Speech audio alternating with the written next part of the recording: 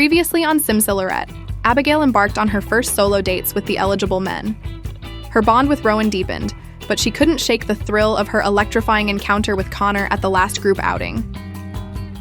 We will continue now to witness the sparks fly on her next set of dates with Romeo and Conner. As Abigail stepped into the gym, she couldn't help but wonder what Conner had planned for their date. The production crew had only instructed her to dress comfortably and meet Conner at the gym. Are we just going to work out together, she thought, curiosity piqued. Conner was working out, so Abigail jumped on the treadmill to join the session. He was so engrossed in his workout that he missed Abigail's arrival. Hey there, gorgeous. I didn't see you come in. How have your dates gone? They must have been dreadfully boring without me, he said with a wink and a sly smile. How about we head up to the rooftop court for a game of basketball? I bet you can't beat me. Abigail and Conner quickly became absorbed in a competitive game of basketball. Conner showed no mercy, matching Abigail's intensity on the court. I told you I would take you on this court, he exclaimed with a seductive grin. See? Nothing but net, Conner exclaimed as he went for the dunk, only to miss the shot.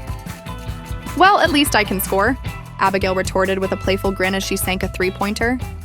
I'll show you how to score, Conner countered, flexing his biceps. Abigail couldn't help but laugh at their sensual banter. Suddenly, the mood shifted as Conner moved closer to Abigail, giving her a heated look as he closed the distance between them. With fire burning in his eyes, Conner gently took Abigail's hands and kissed them softly. Before Abigail could process what was happening, Conner pulled her close, leaving only a breath between them. Abigail forgot how to breathe. His presence was intoxicating, filling her senses with his masculine energy.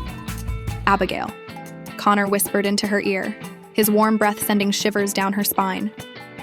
Let's go cool off, okay? He gently pulled away, his eyes fixed on hers. As the heat of this body left hers, Abigail felt flushed and naked standing in front of him. She was speechless. Abigail, we're having fun. No stress, no pressure, okay? Conner said as he lifted her chin to face him. This thing between you and I is ours, and I don't want you to feel pressured to choose me for the wrong reasons. Do you understand? Abigail wasn't sure about anything at that moment. Somewhere in the back of her mind, she knows a purely physical connection is not what she's looking for, but the way he makes her body feel without even touching her is making her head heavy with lust and clouding her judgment. Downstairs in the locker room, after changing into nothing but their towels, Conner pulled Abigail in close, saying, "Let me help you wash up, Abigail." Conner quickly whipped around and pulled her into the steaming shower, with lust in his eyes and a triumphant grin spreading across his face. Later, Conner and Abigail emerged from the shower, both having experienced the most passionate woohoo of their lives. Conner could hardly stand as he emerged from the shower, satisfied, but exhausted for all the right reasons. Realization of the line she had crossed with Conner instantly overcame Abigail. What if the other guys found out? What would they think of her? What would her family think of her when this aired on TV? Conner somehow knew what Abigail was thinking. Abigail, no one needs to know, but I assure you this will happen again. I am not pressuring you. I know you must follow your heart for this competition, but this is not wrong. That was not wrong. Nothing that spectacular can be wrong. With apprehension, Abigail said, "But I have to choose the person I have the strongest overall connection with, Conner. We shouldn't have crossed this line." Don't worry about your choice, Abigail. This is between us. It doesn't have to mean anything if you don't want it to.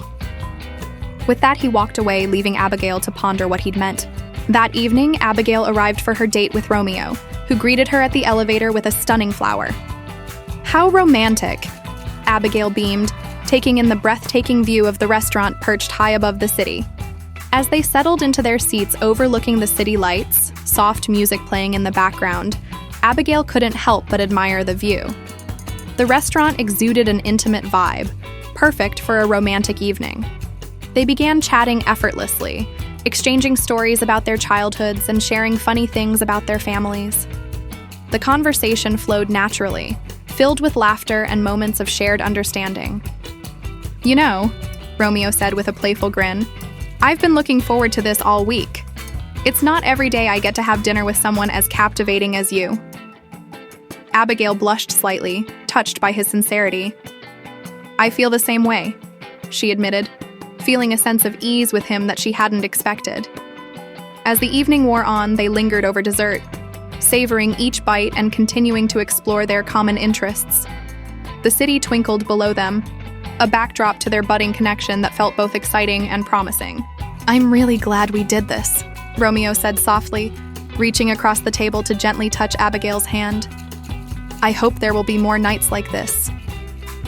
As they stood, Romeo leaned in for a soft, romantic kiss. With all the dates concluded, it is now time for the next rose ceremony. One will be sent home. Who will it be? Will Abigail be able to separate lust from love? After the rose ceremony, it will be time to take the 3 finalists home to meet her family. How will those introductions go? To get caught up and enjoy other stories, please like and subscribe.